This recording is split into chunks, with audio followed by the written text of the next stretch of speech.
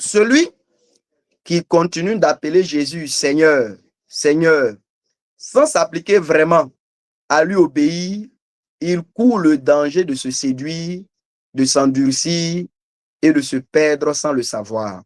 Alors, le troisième point que je dis pour finir, il est 58, c'est le fait que, en fait, il y a un danger de perdition éternelle pour tous ceux-là qui marchent en appelant Jésus Seigneur, Seigneur, sans toutefois vivre dans ce monde selon les clairs enseignements de Jésus. Il y a un danger de perdition éternelle qui est donc au devant de ces personnes qui appellent Jésus Seigneur, Seigneur, sans s'appliquer vraiment à vivre dans ce monde selon ses enseignements. Et c'est ce que le Seigneur lui-même, il va dire. Voilà. Il montre qu'il y a un danger de perdition éternelle au bout d'une vie dans laquelle on l'a appelé Seigneur, Seigneur, sans toutefois nous appliquer à mettre en pratique sa parole, ses commandements et ses enseignements. Il va le dire dans Matthieu 7, ceux qui me disent Seigneur, Seigneur, n'entreront pas tous dans le royaume des cieux, mais seulement ceux, ou bien seulement celui qui fait la volonté de mon Père céleste. Voilà. Et on connaît la suite donc de ce texte. Et c'est la même chose qu'il dit aussi dans Luc 6, 47 à 49, en disant que je vais vous montrer à quoi ressemble un homme qui vient à moi, qui entend mes paroles et qui les met en pratique. Et de l'autre côté, à quoi ressemble un homme qui vient à moi, qui entend mes paroles, mais qui ne les met pas en pratique. Il y a un danger de perdition éternelle au bout d'une vie dans laquelle on a appelé Jésus Seigneur, Seigneur, mais on ne s'appliquait pas vraiment à faire ce que le Seigneur nous disait. On vivait contrairement à ses enseignements. Et vous voyez, mes bien-aimés frères, dans l'histoire d'Élie avec les soldats, les 50 soldats qu'on envoyait là, c'est la même leçon qu'on voit. Tu ne peux pas appeler Élie homme de Dieu, mais en même temps, tu vis comme bon te semble sans écouter ce qu'il te dit de la part de Dieu dont tu confesses qu'il est l'homme. Tu dis, il est l'homme de Dieu, mais ce qu'il te dit là, tu n'écoutes pas.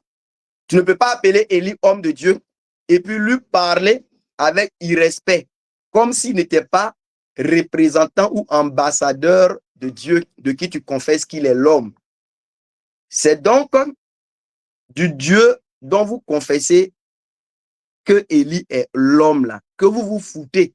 Parce que quand vous dites que Élie est homme de Dieu, mais que votre comportement, vos paroles envers lui sont des paroles d'irrespect, des paroles d'arrogance, ça veut dire que c'est le Dieu de qui tu confesses qu'il est l'homme là que tu te fous. Appeler Élie homme de Dieu sans se prosterner et sans lui parler avec respect, ça fait tomber le feu du ciel sur les rebelles. Appeler Élie homme de Dieu, mais en se prosternant et lui parlant avec respect, ça fait échapper au feu de Dieu. Alors, ceux qui appellent Jésus le Fils de Dieu, Seigneur, Seigneur, et qui vivent pourtant sans mettre en pratique sa parole, qui marchent comme si Jésus n'avait rien dit dans leur manière de vivre et de se comporter, ceux-là tomberont dans le feu de la géhenne s'ils ne se repentent pas. Mais ceux qui vivent conformément à la parole de Jésus, qu'ils appellent donc Seigneur, ils seront sauvés du feu du jugement et hériteront de la vie éternelle. Obéir à Jésus, c'est la vie des vrais disciples de Jésus. Il faut vraiment que chacun de nous s'applique à obéir aux paroles ou enseignements de Jésus de tout son cœur. C'est ça qui justifie le fait que nous disons qu'il est notre Seigneur. Vous voyez, mes bien-aimés frères, je m'arrête ici. Ce que Jésus a dit là, c'est ça qu'il a voulu dire. Ces enseignements qu'il nous a donnés là, je vais dire, rangeons nos voies par rapport à ces enseignements. Ne marchons pas autrement. Ce que le Seigneur a dit là, vivons ainsi. Le Seigneur a dit d'être bon envers les gens. Soyons bons envers les gens. Il a dit que de toute façon on veut que les gens nous traitent là. Il a dit qu'on les traite premièrement ainsi. Pratiquons ces choses-là dans notre vie. Le Seigneur nous a enseigné le pardon. Frères bien-aimés, sœurs bien-aimées, appliquons-nous à être des hommes et des femmes qui pardonnent.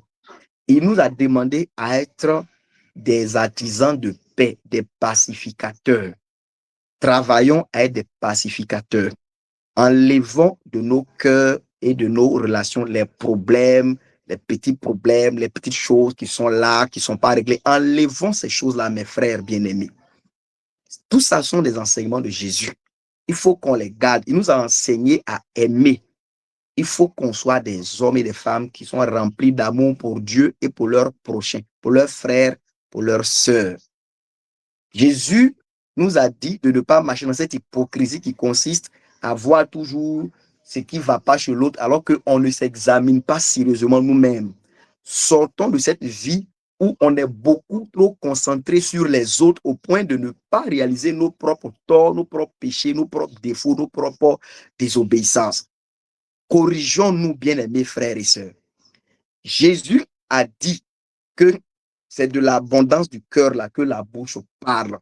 Il dit que les commérages, il dit les impudicités, il dit les adultères, il dit voyez, les querelles, les jalousies. Il dit ces choses-là, ça souille l'homme. Mais bien aimés frères et sœurs, que celui ou celle qui se retrouve dans quelque chose de ce genre se repente. Si tu es dans l'adultère, repens-toi. Si tu es dans une relation irrégulière, concubinage, copinage, repens-toi, sors de là. Jésus dit que ça souille l'homme. Il faut se détourner de ces choses. Si tu es quelqu'un qui aujourd'hui a le cœur qui est en train d'être attiré par le monde, par les choses du monde, si tu as le cœur alourdi par les soucis de la vie, humilie-toi, repens-toi. Jésus dit, ces choses-là, ça alourdit au point de nous faire oublier son retour. Il dit le manger et le boire. Manger, boire sans mesure, sans sobriété. Ça fait oublier l'attente que nous devons avoir de son prochain et soudain retour. Frères bien-aimés, que ces paroles, ces quelques rappels-là, nous soient utiles. Que ces choses-là nous soient utiles. Jésus et ses apôtres nous ont parlé de l'hospitalité. Soyons hospitaliers. Ils nous ont dit de partager, de ne pas nous détourner de celui qui demande de nous. Ne soyons point des personnes méchantes, ne soyons point des personnes amères, avares. Soyons des personnes qui partagent. Si tu as 2 vêtements là, partage un avec celui qui n'en a pas. Ça là, c'est de l'évangile. Si tu travailles aux impôts là, il ne faut pas voler, il ne faut pas faire les surfacturations. C'est les enseignements de Jésus et de ses apôtres. Il dit qu'il faut te contenter de ton solde, de ton salaire. Il ne faut pas marcher dans les extorsions. Ce sont les enseignements de Jésus et de ses apôtres. Il faut qu'on les garde.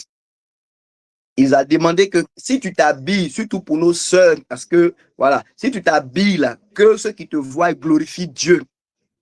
Sois sobre, sois pudique, sois modeste.